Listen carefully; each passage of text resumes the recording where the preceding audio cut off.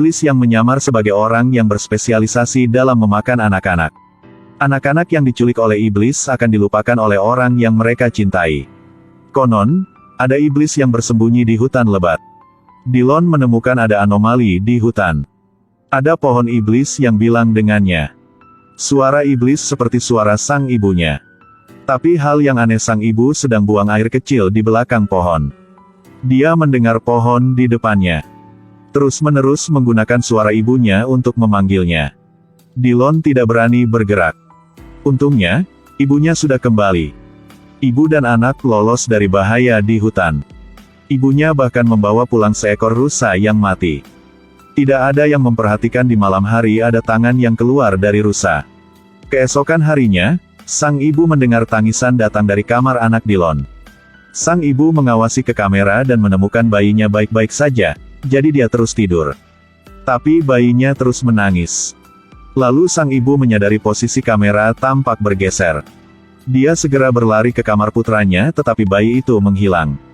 Di selimut hanya ada satu ikat kayu bakar kering. Sebelum dia bisa berteriak, dia diseret ke bawah tempat tidur oleh dua tangan kering. Sejak saat itu Dillon menemukan ibunya tidak normal. Dia sering telanjang dan berdiri di depan jendela. Hal ini membuat Dillon sangat ketakutan. Kemudian sang ibu buru-buru berlari ke kamar.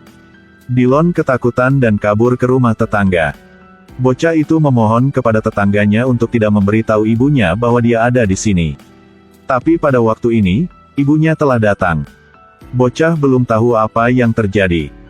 Tapi juga tidak ingin mengecewakan Dillon. Dia tak bilang Dillon sedang bersembunyi di rumahnya. Tapi tak disangka, Dillon berlari keluar ketika ia mendengar ayahnya sudah pulang. Sebelum meninggalkan, sang ibu menatapnya. Orang tua Ben bercerai. Sebelumnya, dia selalu tinggal dengan ibunya, baru-baru ini dia telah tinggal dengan ayahnya. Ayah Ben tidak akrab dengan keluarga Dillon. Ia hanya tahu mereka memiliki dua putra, itulah Dillon dan adik laki-lakinya. Apa yang terjadi tadi membuat Ben merasa bahwa keluarga ini memiliki masalah. Jadi dia menggunakan teropong untuk memantaunya. Malam itu, Ben menemukan Dillon telah menghilang. Dia bertanya pada ayah Dillon, tapi dia bilang dia tidak punya anak laki-laki. Hal ini membuat Ben tercengang. Kemarin Dillon ada di rumahnya, kenapa ayahnya melupakan dia hari ini? Pada waktu Ben stres, maka dia secara tidak sengaja menemukan segitiga terbalik di bawah karpet dalam rumah Dillon. Dia bergegas pulang untuk mencari informasi, hasilnya mengejutkannya. Legenda mengatakan bahwa di hutan yang dalam hiduplah iblis berusia 1000 tahun. Iblis hidup di antara batu dan pohon, ia memakan anak-anak yang terlupakan. Iblis sering masuk ke tubuh manusia. Gunakan tubuh manusia untuk menculik anak-anak kecil.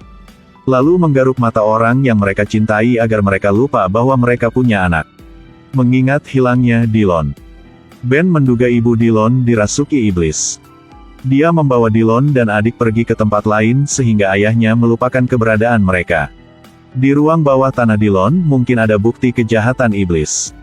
Ben dengan cepat menceritakan kisah ini kepada gadis yang disukainya, Megan. Tapi Megan tak percaya. Dia langsung pergi ke rumah Dillon dan meninggalkan pesan untuk mereka. Kami tahu apa yang tersembunyi di ruang bawah tanahmu. Pesan ini dilihat lagi oleh ayah Dillon. Dia hendak ke ruang bawah tanah untuk menyelidiki tetapi ditemukan oleh istrinya yang kerasukan iblis. Dia bisikan di telinganya, lalu telinganya berdarah. Kemudian ia berubah seperti orang-orangan sawah, mulai memotong rumput di taman seperti robot. Ben menyadari bahwa situasinya lebih serius. Dia dengan cepat menyebarkan garam ke seluruh rumah. Karena di internet konon musuh bebuyutannya adalah garam. Tapi ketika dia menaburkan garam, iblis bergaun merah datang. Ben ketakutan dan cepat-cepat menutup pintu. Iblis meletakkan secarik kertas yang ditulis Megan di depan pintunya. Ini seperti peringatan kepada Ben untuk tidak terlalu banyak bilang. Ben tidak berpikir begitu. Dia memanfaatkan waktu ketika iblis itu tidak ada di rumah dan bergegas untuk membuka pintu ruang bawah tanah. Di dalamnya termasuk seikat kayu bakar kering dan foto keluarga Dillon. Ben hendak melaporkan polisi untuk datang ke sini menyelidiki.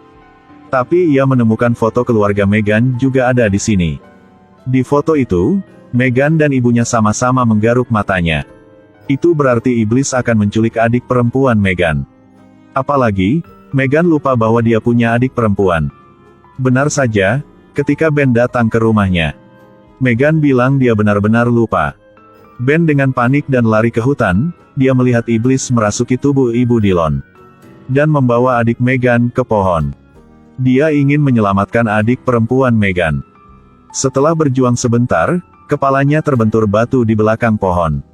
Setelah Ben sadar, ia menemukan rumahnya dikepung polisi. Ternyata, iblis itu melaporkan polisi bahwa Ben masuk ke ruang bawah tanah. Tidak peduli bagaimana Ben menjelaskan kepada ayahnya tetap tidak percaya ada iblis di hutan. Tapi pada waktu ini, Ben tiba-tiba menemukan bahwa bunga yang diletakkan di atas meja telah berubah menjadi seikat kayu kering. Dia curiga iblis itu sudah menyerah pada tubuh Ibu Dillon dan masuk ke tubuh ibu tirinya. Dia melemparkan garam ke ibu tirinya. Dia akhirnya mengungkapkan wujud aslinya. Iblis itu mencoba menikam Ben tetapi dia bereaksi dengan cepat. Dia memegang pisau di sisinya dan menikam dia dengan gila. Kebisingan itu menarik ayahnya. Ayah sangat kecewa pada putranya. Ben masuk ke rumah seseorang dan mencoba membunuh ibu tirinya. Jadi ayahnya telah melaporkan ke polisi untuk menangkapnya. Ben duduk di mobil polisi dan memohon ayahnya untuk pergi ke ruang bawah tanah untuk memeriksa. Selama dia melihat barang-barang di ruang bawah tanah, dia akan mengerti itu semua trik iblis. Tapi Ben tidak menyangka telinga polisi itu berdarah. Pasti iblis itu berbisik di telinganya. Polisi tidak mengemudi ke kantor polisi, tetapi pergi ke danau. Dia hendak menembak dan membunuh Ben. Tapi jeritan Ben membuat polisi sadar kembali. Kemudian polisi itu menodongkan pistol ke dirinya sendiri. Dan mati. Dan Ben keluar dari bahaya.